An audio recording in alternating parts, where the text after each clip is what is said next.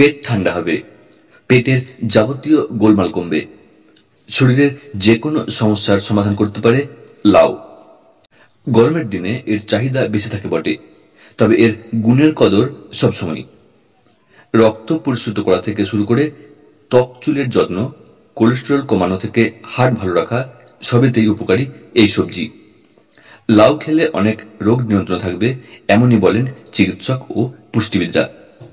তবে লাউ যতই পুষ্টিকর হোক, সকলের জন্য কিন্তু তা স্বাস্থ্যকর নয়।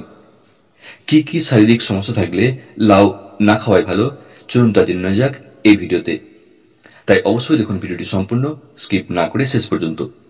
আর সাথে রইল সেই আগের মধ্যে ছোট্ট একটি রিকোয়েস্ট, চ্যানেলটি সাবস্ক্রাইব করে রাখার এবং নোটিফিকেশন বেল আইকনের অল নোটিফিকেশন অন করে রাখার। ভালো লাগলে ভিডিও লাইক দেওয়ার এবং তথ্যটি অন্যদেরকে শেয়ার করে জানানোর। তাহলে লাউ কারা খাবেন না?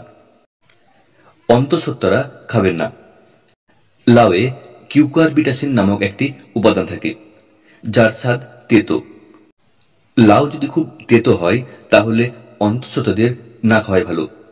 এই উপাদান শরীরে অত্যধিক মাত্রায় গেলে বিষক্রিয়া হতে পারে, যার জেরে গর্ভস্থ শিশুর ক্ষতি হতে পারে, রক্তচাপের হেরফের হতে পারে।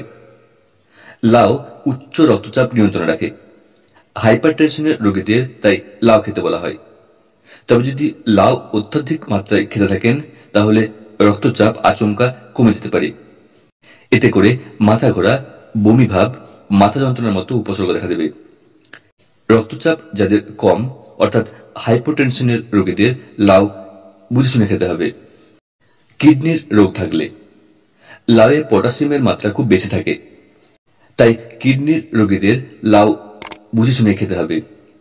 রোজ খেতে শুরু করলে রক্তে পটাশিয়ামের মাত্রা বেড়ে যাবে, এতে হিতে বিপরীত হতে পারে। হজমের গোলমাল, পুষ্টিবিদরা বলেন লাউ খেলে পেট ঠান্ডা থাকে, তবে পরিমিত পরিমাণে। লাউ অন্য সবজির সঙ্গে খেলে উপকার বেশি হয়। যাদের অ্যাসিড রিফ্লাক্স বা ইরিটেবল বাউল সিন্ড্রোম এর মতো সমস্যা আছে, তারা সন্ধ্যার পর লাউ বেশি পরিমাণে খেলে গ্যাসের সমস্যা আরো বাড়বে। লাউয়ে উচ্চ মাত্রায় ফাইবার আছে, যা বেশি খেলে হজমের গোলমাল হতে পারে।